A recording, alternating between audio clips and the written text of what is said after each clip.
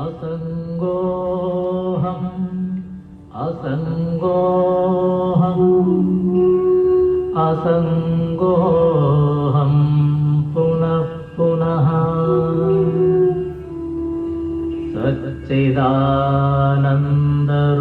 सच्चिदानन्दरूपोऽहम्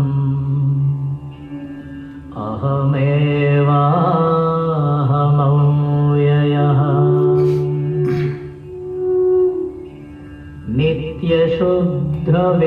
नित्यशुद्धविमुक्तोऽहम् निराकारोऽहमव्ययः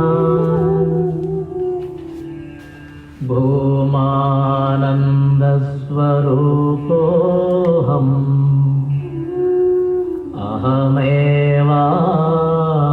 अहमेवाहमव्ययः नित्योऽहम् निरवद्योऽहम् निराकारोऽहमच्युतः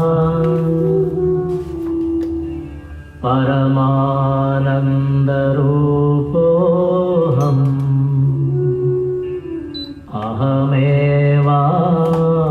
अहमेवाहमव्ययः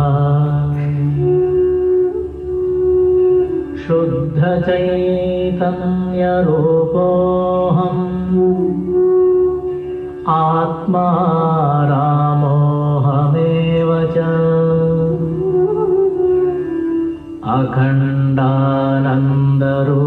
अखण्डानन्दरूपोऽहम्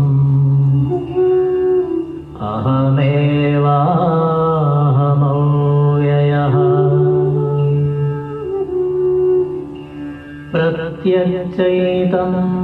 प्रत्यक्षचैतन्यरूपोऽहम्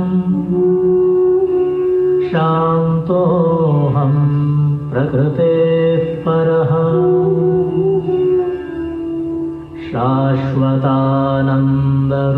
शाश्वतानन्दरूपोऽहम्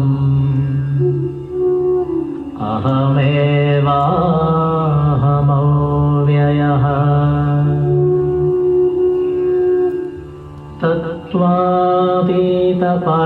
तत्त्वातीतपरात्माहम्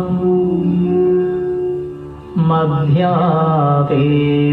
परशिवः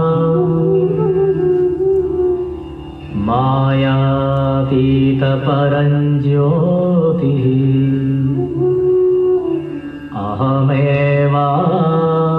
अहमेवाहमव्ययः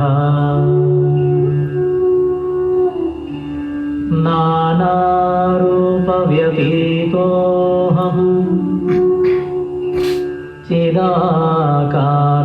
चिदाकारोऽहमच्युतः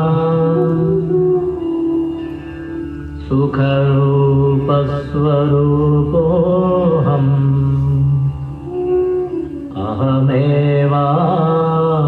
अहमेवाहमव्ययः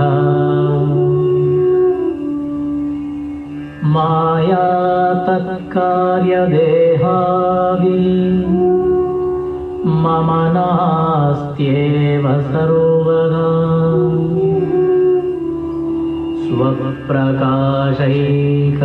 स्वप्रकाशैकरूपोऽहम्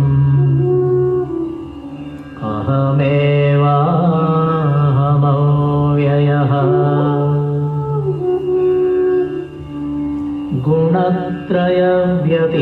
गुणत्रयव्यतीतोऽहम् ब्रह्मादीनां च साक्ष्यहम्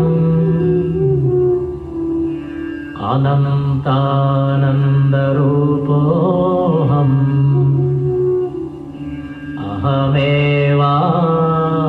अहमेवाहमव्ययः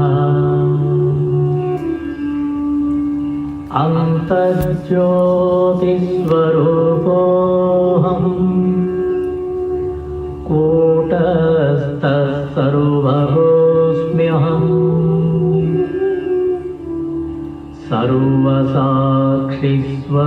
सर्वसाक्षिस्वरूपोऽहम्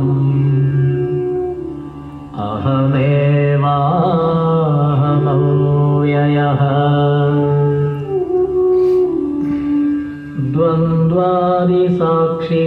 द्वन्द्वादिसाक्षिरूपोऽहम्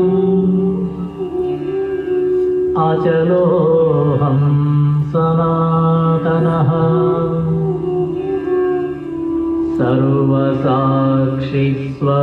सर्वसाक्षिस्वरूपोऽहम्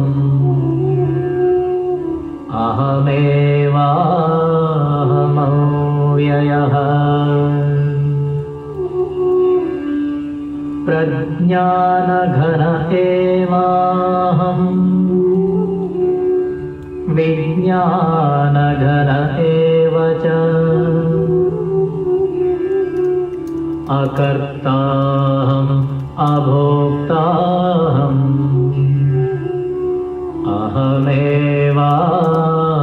अहमेवाहमव्ययः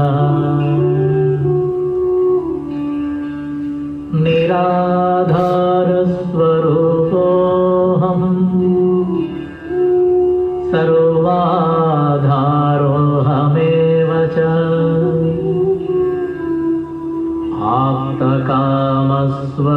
आप्तकामस्वरूपोऽहम्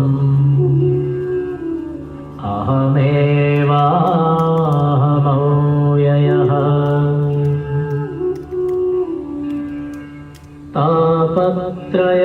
तापत्रयविनिर्मुक्तः देहत्रयविलक्षणः अवस्थात्रयसाक्ष्यस्मि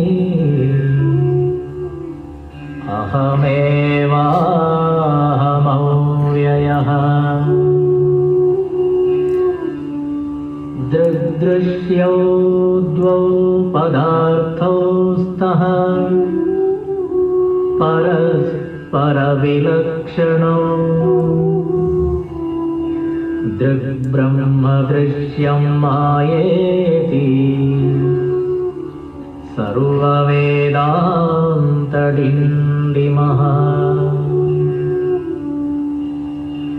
अहं साक्षीति यो विद्यात् विविच्यैवं पुनः पुनः स एव मुक्तः स विद्वान् इति वेदान्तडिण्डिमः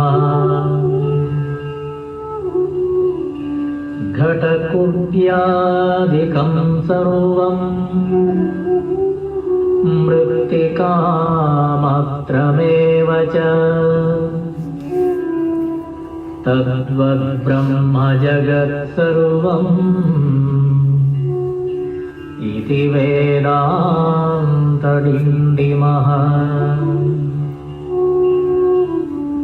ब्रह्म सत्यं जगन्मिथ्या जीवो ब्रह्मैव नापरः अनेन वेद्यं सच्छास्त्रम् इति वेदान्तडिण्डिमः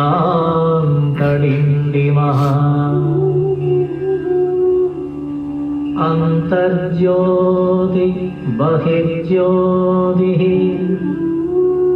प्रत्यग्ज्योतिः परात्परः ज्योतिज्योति स्वयं ज्योतिः आत्मज्योतिशिवोऽस्म्यहम् ज्योतिज्योति स्वयं ज्योतिः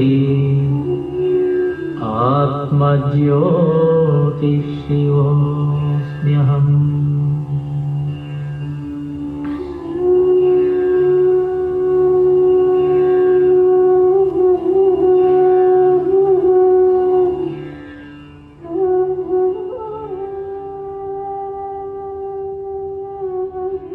Hari Om. Good evening. A very warm welcome to all of you. Please come. Let's pray together and seek the blessings of the Almighty.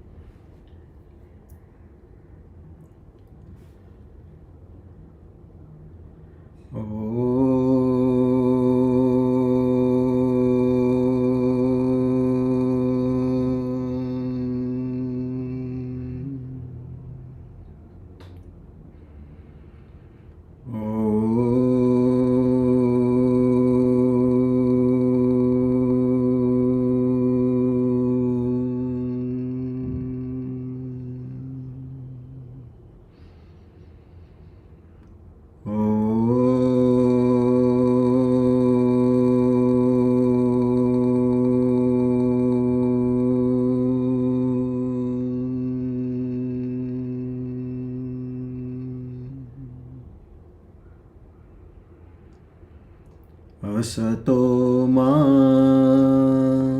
sadgamaya tamaso ma jyotirgamaya mrityorma amrutam gamaya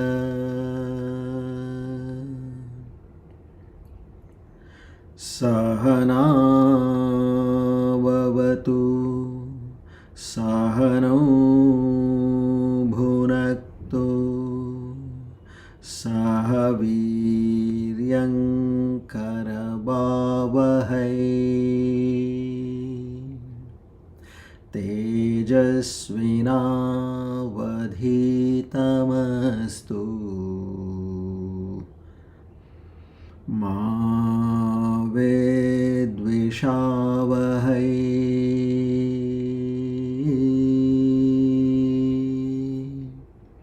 Om Shanti Shanti Shanti Hari Om Tat Sat Shri Chinmaya Sadgurave Namaha.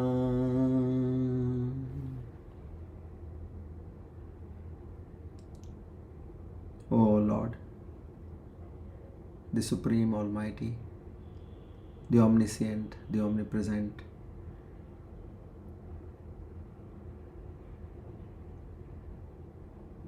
who also has the divine names Sarvagnaha, Gnanamuthamam, to such a merciful Almighty,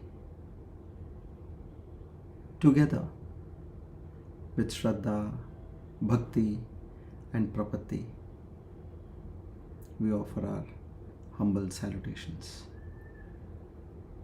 To seek your grace, your love, your kindness, your benevolence, your affection, your forgiveness, your strength. O Lord, bless us with the divine qualities in an enhanced proportion, like Shraddha, Bhakti, Jnana, Vairagya, Prapatti and Mumukshutva. This beseech is made only and only to have the first-hand experience, to see yourself right within our hearts, the Aparoksha Anubhuthi. To achieve this, we need your complete grace, without which we will not be able to achieve this. So we beseech in you again and again and again and again to grant us this rarest of the rare privilege, and bless us. Our humble salutations to the entire Guru Parampara. Om Tat Sat.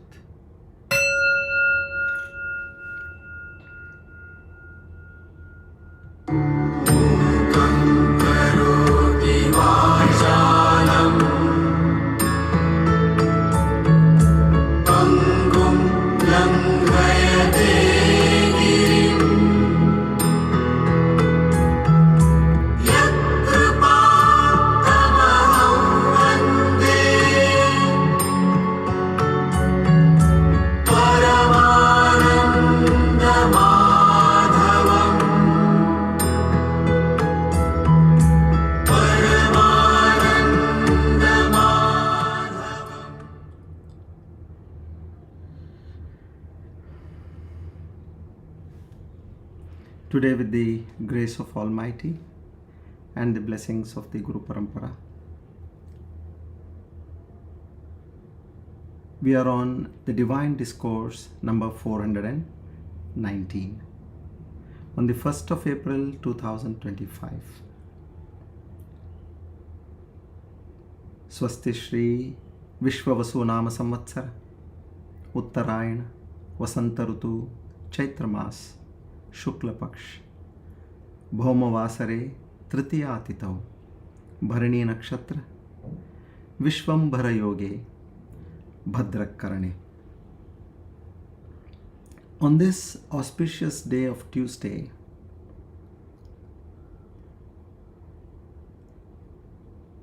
and the Chaitra Navaratri, we are at the penultimate discourse in terms of completing our 5 years of spiritual journey. We started on the 7th of April 2020. So our next discourse will be, we are stepping into the 6th year after completing the 5th year. This shows the abundance, mercy, love, and concern we have got from the universe. So let's keep the fire burning with the same and enhanced amount of devotion and surrender.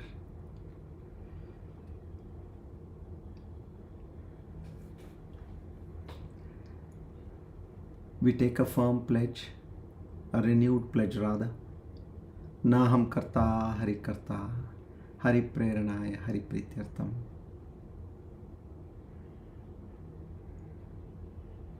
So far, due to ignorance,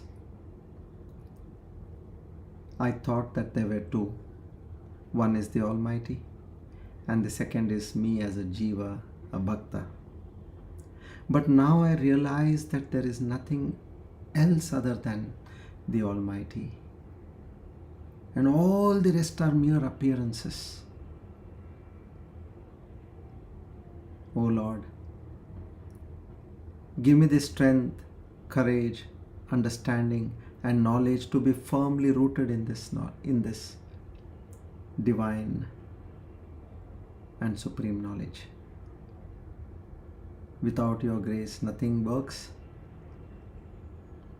And having understood that, without giving any relevance to this apparent self, the jiva, I conduct my life as a pure witness.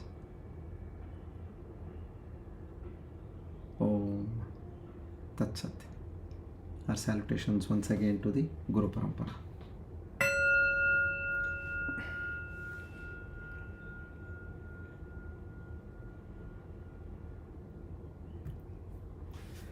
Good evening, everybody. A warm welcome once again to all of you. So today's discourse, as you must have seen, we are on the same number as what we were during the last session, 419. I don't know, this is the first time we are actually repeating an episode or a discourse. Anyway, all that has a deeper meaning. Let's not get into that. So this was basically, as we saw that there were some technical issues in the audio and telecast. Now, as I've mentioned earlier, I would like to reiterate again. Jnana is one part and Vijnana is the greater part. Jnana means getting knowledge. Now whatever we are listening, it's all knowledge coming to us. And Vijnana is realizing that knowledge and converting it into experience. Imagine you're consuming food. Why do we consume food? One is we need energy, because if there is no food, body cannot conduct itself, mind cannot conduct itself. And how the Creator has made this body, if somebody is lying down, he says, I don't want to eat. So he has given hunger. So hunger instigates us to eat, and that naturally, as we eat, is converted into energy. Now, what is the use if we eat something and that is not converted into energy? Imagine what would be our fate. So, if we want to realize our soul and only goal in life has to be, on the spiritual path, has to be that I need to experience each and everything which is being told. So that should be our mental state of mind in terms of studying. Okay. Now, having understood this, so our approach will be straight to the point. We may take several diversions here and there. As I told you, covering up the portions of a particular text is not our criteria. Our criteria is to reach the place on time. Say, for example, now you have a flight at 12 noon and you have to catch the flight. To catch the flight, you have to start from your home maybe 2 hours early before that, assuming that you have whatever is the traveling time and check-in time and all that.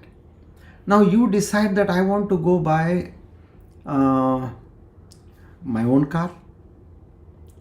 Now, for whatever reason, there's a problem, technical problem with your car, and you're not able to start your car. Now, is your intention to catch the flight or go to the airport by your own car? If your intention is to go to the airport and catch the flight, for you it doesn't matter whether I take a Ola, I take a Uber, I take my friend's car, or I take a bus or a train, whatever it is. So in the same way here, our intention is not to cover the portion. Our intention is to reach the goal. That is, experience what is being told over here. And I'm telling you, initially when I heard it for the first time, now this is about 14 years back, 2011. When I heard it for the first time, how can we experience this? You know, that immediately the brain will turn you down because it is designed to do that way. It will not allow you to progress. So every now and then you will have to charge your prefrontal cortex. The amygdala will keep you safe. No, don't get into all this. You be what you are. So charge your prefrontal cortex. For that, just take a few deep breaths. Your prefrontal cortex will get charged. So anytime you're studying this, take a few deep breaths up to the belly, not at the chest level. Breathe deep. And then in between also you keep breathing deep. That is, your prefrontal cortex gets charged. Otherwise it disconnects. It goes on to the limbic system, where the amygdala part of the brain will take over and will say, no, this is all, it doesn't work. Okay, you want to listen, I don't mind. Just listen, no, fine. But practices, it puts a hold. So this is one of the techniques which we should practice. This deep breathing and studying. Okay, you can do Brahmari, you can do Anulom Vilom. Charge your brain and get the right tools to understand this knowledge. So now I'll once again go to the basics. Now that we are just about to take off. So far, what have we learnt? We have learnt about who is a qualified seeker, isn't it?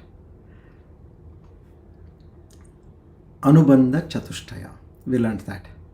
And then we learnt there were 4 important questions which Bhagavan Shankara himself poses so that he could answer subsequently. He says, who am I? Who is the creator? And how is the creation made? And what are the components to the creation? So in this way, the questions are put. This is only to see that we get the ultimate knowledge. So post that, at the 16th verse was an important conjunction there, where Bhagavan Shankaracharya, he says, you are not a Jnata, but you are a Sakshi. See, these are again technical terms here. You are not a Jnata, but you are Sakshi. So, meaning what? You are a witness. You are not the knower. Of course, I am the knower. When I am doing something, I am getting that knowledge. I am the knower. But at the same time, my true self is I am a witness of the knower. So we'll get to this more in detail. Now, let's understand in what way is Bhagavan Shankaracharya trying to give us this knowledge. So he says there are three things which we should be aware of. Reason is, what is the 16th verse saying? Tadaham natra sandeho vichara soyamadrisha. Tadaham means tat aham. Tat aham. Tat means that supreme reality is you.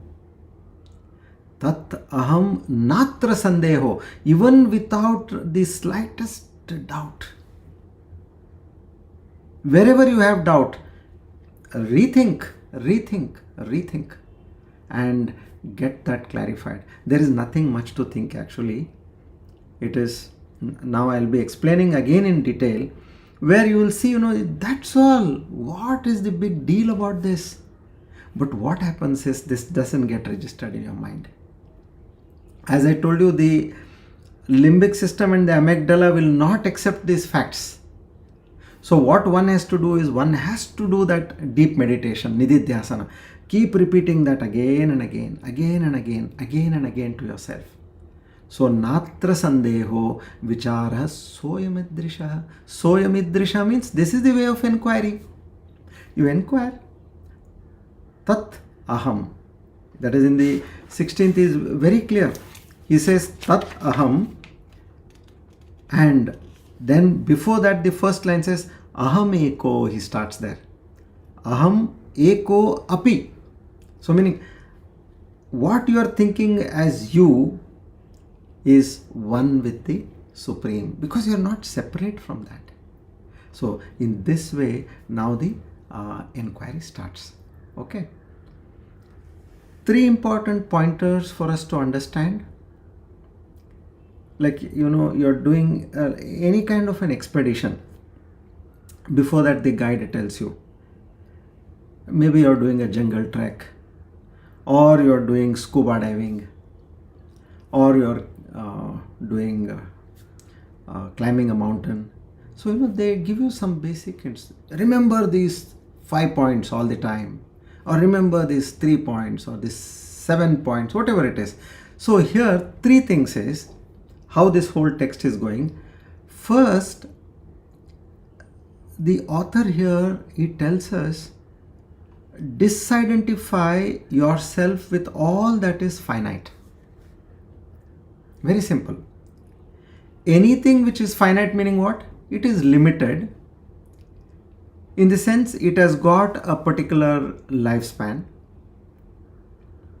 and it is limited to a particular place. So these talk about that limitation. So anything which is limited, you disidentify yourself from that, which means you are not that. One of the first 4 prominent disciples of Bhagavan Shankaracharya was Padmapada Acharya. He says, you want to know what is consciousness? And in one simple sentence he says, Na idam chaitanyam. What is chaitanyam? Na idam. Idam means this. Anything which you can say it is this, it is object, place, person. When it is not this, then it is chaitanyam. See, when you go to the advanced level of meditation, this was a cracker for my personal experience. What is happening is, while you are meditating, you are looking at that Sakshi. That means what? Behind a Sakshi, there is another Sakshi. Then, okay, no. If that is the case, then na idam chaitanya, meaning this Sakshi, what I was looking at, is not the Chaitanyam, then I'm able to also understand that there is whatever Sakshi through which I am seeing, that also is an object. So this way, this will help you. I will further explain. This will help you to get stabilized in that consciousness. Na idam Chaitanyam. Okay. Now the second one comes, meaning what? You have separated yourself from all the anatma. Clear? In the second stage, what this Advaita philosophy says is, see, look, by separating the anatma and atma, you have created duality, which means two. And Advaita means only one. There is only one consciousness which is enveloping the entire universe. There are no two. And for that, not only Shastras or Upanishads, even the science also is talking about that. There is no separate consciousness for the US, for Europe, for Asia. No. There is one consciousness for the planet, for the solar system, for the Milky Way, for the Andromeda, and for the entire universe and the multiverses also. And how is that consciousness conducting? Through energy, frequency, and vibration. This is what again science is talking about. So this way, now when you have created two, then here the question comes. You have identified, saying that you are different and all these, this, idam Chaitanya, idam, what we are talking, you are separate from that. But now this idam also has come from this consciousness. Okay. So then what happened now? Oh, what I thought I am made of, I am that consciousness, and that consciousness is responsible for all this, whatever you see the world in front of you. So then you become one with that consciousness. That is the third level. So from that Satyam Gnanam Anantam Brahma, you move to the level of saying everything what I see. Having known ourselves truly, recognized ourselves, intuited ourselves as that great Paramatman, Brahman, now you look at that entire universe of that. All that is changing, unchanging, all that are not separated from the consciousness, which is your own experience. So here, this way we merge the universe back into our own self, which is the Brahman, the Paramatman. Okay, now I'll give a simple analogy. Okay, there is a potter. Now he's telling the pot. Now let's take the pot as the jiva, which we as a jiva, he tells, look, O pot, you are not this pot. You are clay. Clay is compared to Paramatma or Brahman. And the apparent self is the pot, which is jiva.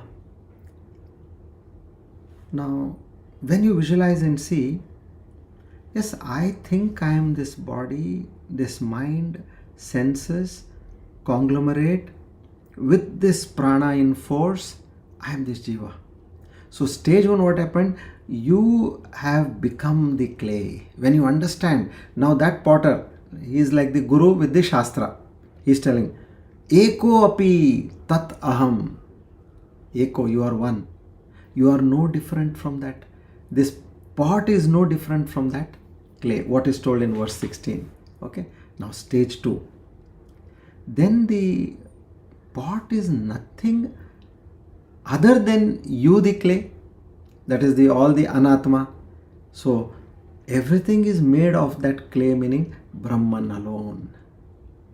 Now there is a clay tumbler, there is a clay plate, same thing.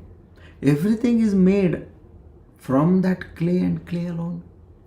Then everything is clay and clay alone. That means that is who has now you know yourself that you are not the jiva, you are the clay. Meaning you are not the pot, but you are the clay. So journey started from the jiva, which is the clay. moved towards from the jiva, which is the pot, to the clay, which is Brahman, and then it started identifying that all other material in this entire universe is made out of this clay and clay alone, which is nothing but that consciousness. If you can register this in your mind, things will be absolutely clear to you. Not an iota of doubt. You just don't know what the truth is. Like there is a hunter boy. One day the minister comes to the hunter boy and tells him, "Oh my God, you are the prince of this kingdom. You are not just a hunter's boy over here." And then he narrates to him the story. Now that boy is about 18-20 years old. He says, when you were about 1 year old, Maharaj with his family had come into the forest for hunting, and at that time a troop of bandits, they came and attacked on the Maharaj's family, and everything they stole you and went away. Oh, and then after that we tried our best to locate you, but we were not able to search you. And here you are. So how much time did it take for that hunter's boy to understand? He was just told the truth. You are not this hunter's boy, but you are the prince to this kingdom. So in the same way now, you understand, no, I still am stuck with this body, with myself. I'll give another analysis to understand this. How is that you are operating? Just look at our own operation body system. Who is actually operating? Now that is the point we want to come to, right? I am thinking that I am operating, but actually I am not operating. I'll tell you how I have understood this. Now, I am seeing something. Like you're seeing me. Your eyes are seeing me, which means the light which is falling on me is reflected and it enters your eyes. Clear? I am not entering your eyes. What is entering your eyes? The light is entering your eyes. Now, as soon as the light enters your eyes, whatever little science we have understood, there is a retina, there is an inverted image, and from there the optic nerves, they carry the light which is emitted. Now there this light is converted into electrical impulses. Through the nerve cells, the neurons and the optic nerves, now they travel. Where are they traveling? They are traveling towards the mind. Now, and in the mind, this is something staggering. Light does not go into the mind. There it gets converted into a thought. Still the scientists have not been able to understand this. Light entering to your eyes, creating electrical impulses, and all those electrical impulses of that image go into your mind as a thought. And now who is enlivening the mind for that thought? It is the consciousness. So now who is the person behind this whole activity? Whatever your eyes are seeing. Now what happens with your ears? It is nothing but now as light entered my eyes, sound is entering my ear. And that is again getting converted into the electrical impulses. All the sound waves are connected, converting into electrical impulses. And there again a thought comes into your mind. Then the same thing happens with your taste buds, with your smelling capability, with your skin. So this way, through this body, this is just an instrument. Through this body, that consciousness is operating the whole melodrama. But as that same creator has put it, that yes, he has put it in our mind that I am experiencing all this. See, this is a very, very subtle point. Just look at it from the all practical purposes and you will be hit with this knowledge. Oh my God, who is experiencing? Consciousness is experiencing. Now I have a gadget at home. Electricity is coming to that gadget and that gadget is operating. Now if the gadget thinks that it is operating by itself, then it is grossly mistaken. It is created by a creator, meaning like you have bought it. Okay, you paid a price to the person who has manufactured it, you have bought it. And now what are you using there? You are using that electricity. And all your electrical apparatus are operating on those lines. So in the same way, if you see for any action behind your daily activities, it is that consciousness and consciousness alone.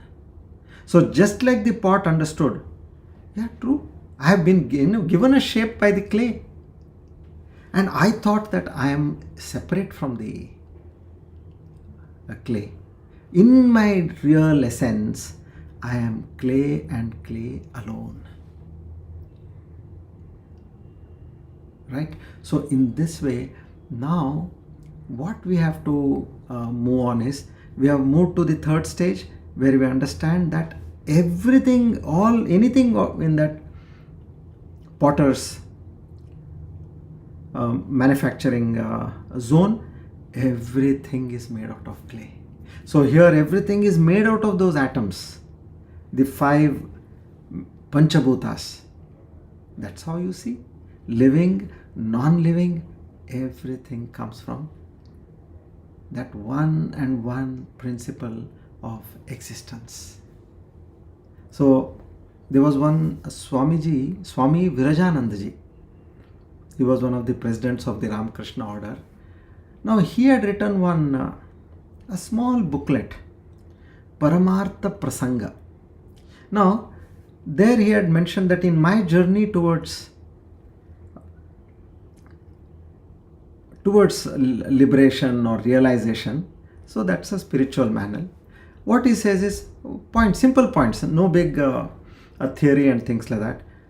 1, 2, 3, 4, this way, So that little book towards that supreme goal, he says, the entire universe is presented to my consciousness. Now he's using that word my, meaning he has become that consciousness. He is no more this jiva. So there is only one consciousness. So it is the entire universe is being presented to that consciousness. Either I am none of it or I am all of it. How do you understand this? When you say I am none of it, meaning it is you are in an avyakta state. A proper, you have not manifested. When you are in manifest state, Vyakta, I am all of it. So why should I understand myself with one body and mind, and why restrict on these lines? It is out of ignorance I am limiting myself to this one body. Once you get this kind of understanding that you are not this limited person. So the Upanishads say, Yo vai bhuma tat sukham. It's a direct statement from the Upanishad. Infiniteness in itself is bliss. Why are we suffering today? Because we have got that restricted frame of mind. When you have that restricted frame of mind, I don't have adequate amount of health, or I don't have adequate amount of resources, I don't have adequate amount of love. All these come, that finiteness comes into play. So this way, infiniteness in its own self is bliss and bliss alone. So now we are now entering in this text, we are now entering the first stage, where we are bifurcating ourselves, Atma and Anatma. Now I'll tell you why this is important. This you will understand as you go on meditating deeply. You will get stuck at a stage, where do I land myself? Unless and until you have realized the complete 100% Atma state. Now Atma and Anatma are mixed up, right? When you understand that, where there is only and only consciousness. That will come when you have crossed the first state. You have reached that state of Atma. And you are able to see that Anatma separate from you.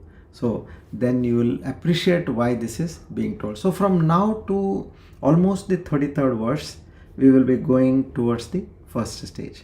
And then from 34 onwards till almost about 88th verse, we will be completing the second and the third state.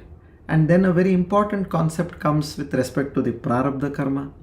Now by the completion of the 88th state, you need to have a clear-cut understanding about what your true self is.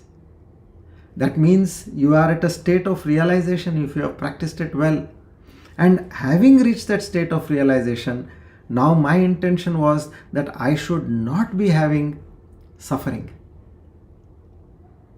So that is one of what Vedanta claims. Atyantika dukkha nivrutti and paramananda praptischa. I will be attaining parama ananda and cessation of all suffering. When is suffering? As far as you are in this limited self, which is that body. But now you have transcended that body, this limited personality of yours. So when that has happened, then everybody talks of prarabdha karma. Oh my God, I have to experience this prarabdha karma. Then what did I do? If that prarabdha karma is still there for me, then I will still have to continue to experience suffering. So he talks about that up to the 99th verse. And then he gives us about 15 practices. 8 are from the Patanjali yoga and 7 are from Bhagavan Shankara. And in those 8, he adds his own dimension to it. Like for example, I'll give you pranayam.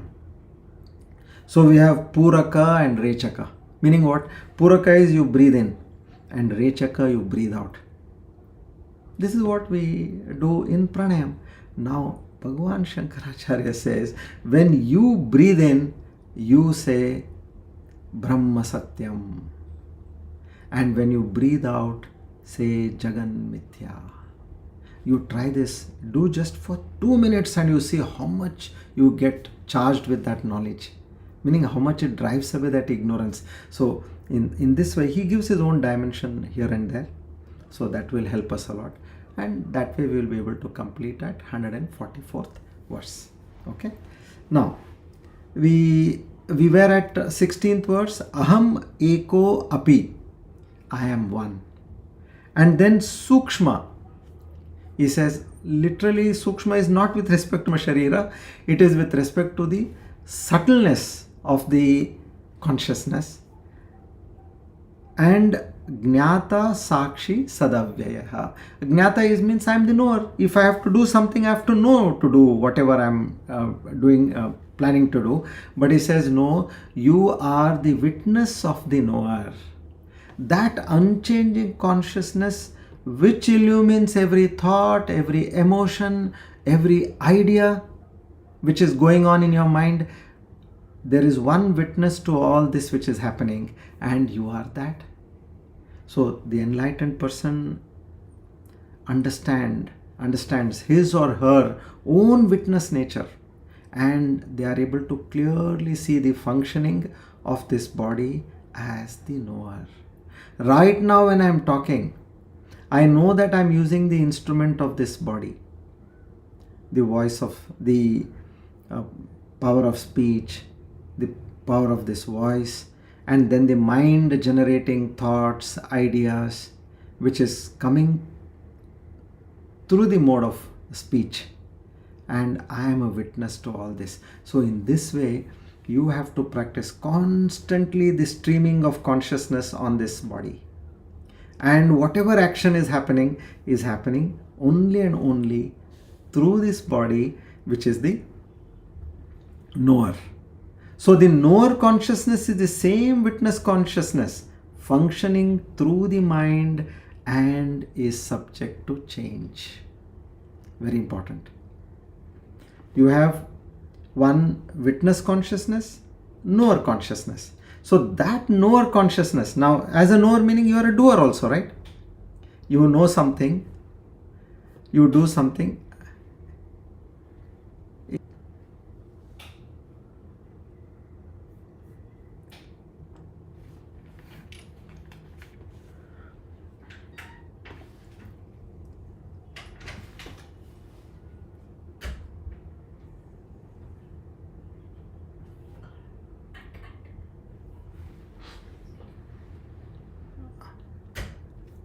Is the voice clear or is there any audio disturbances?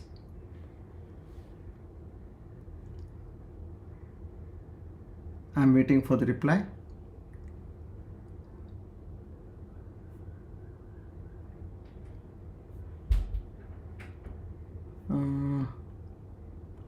There is a lag in transmission and getting better. Okay.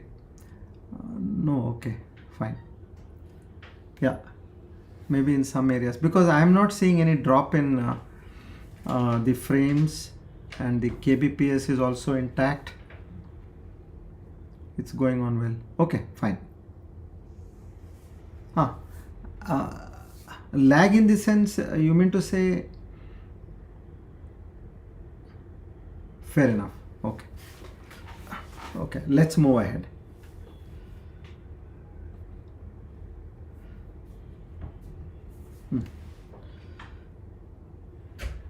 Chopping in between. Okay, okay.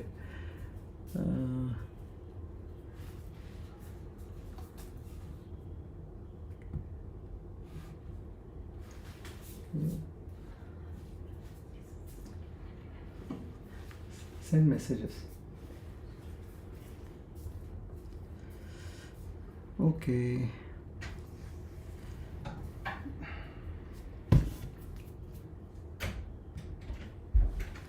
ठीक है, come.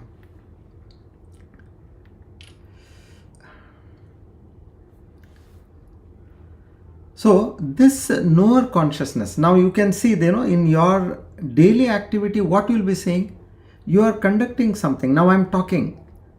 So you mean to say that I should see this person who is talking. I am a witness to this person who is talking. And that becomes the knower consciousness, and I become the witness consciousness. So sakshat ikshate iti sakshi. So now for this particular knower consciousness, there is no instrument required. So this is how you have to establish yourself in that sakshi. So knowing directly without instruments. Now rest, if I want to see something, I need eyes. If I want to hear something, I need my ears. If I want to taste something, I need my tongue. So the sakshi and the knower are two different things. So it's the sakshi alone which becomes the knower through using the mind and the sense organs. This is one important distinction you have to make in the whole process of reaching the highest level of experiencing consciousness. I repeat, it is that sakshi alone which becomes the knower through using the mind and the sense organs. Okay, so now we move on to the 17th verse. Come.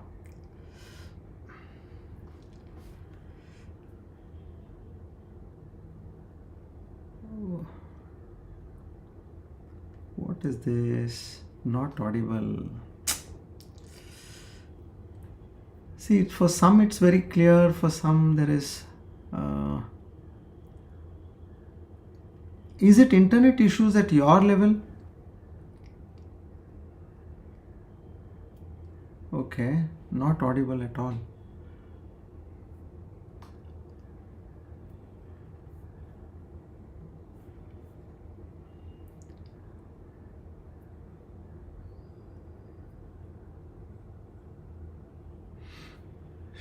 I'm not okay.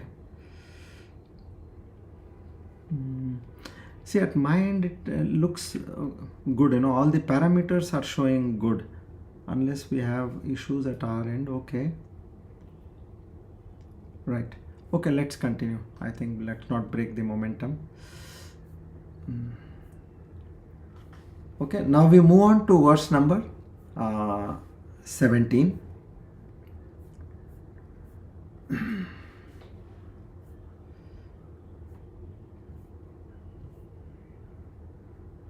Now he attacks in terms of telling how ignorant we are. Okay, so we start with the prayer. Shri Harim Paramanandam Upadeshtaramishwaram Vyapakam Sarvalokanam Karanam Tam Namamyaham.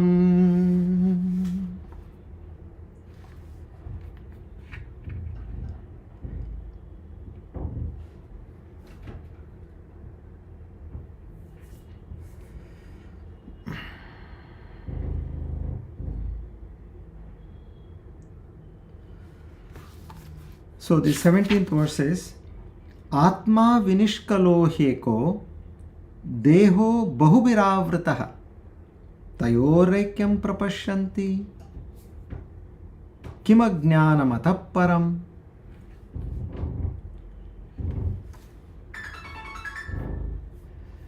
Not clear.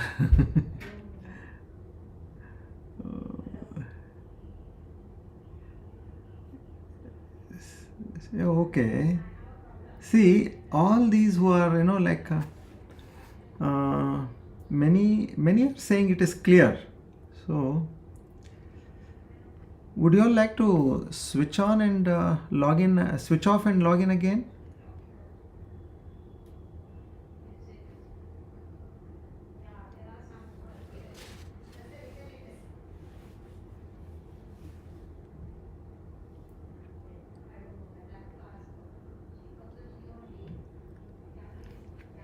See, as I told you, the parameters here are moving absolutely right.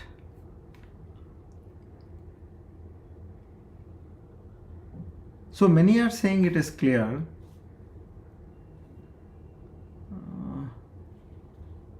Okay, I'll continue. I'll wait for your messages.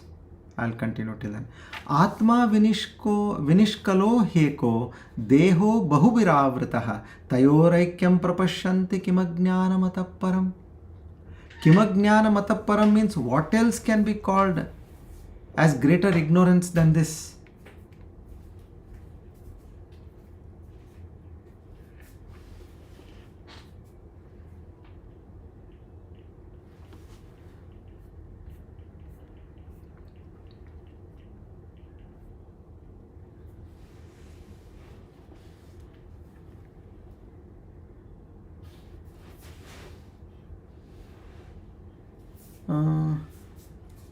Okay, change. No, but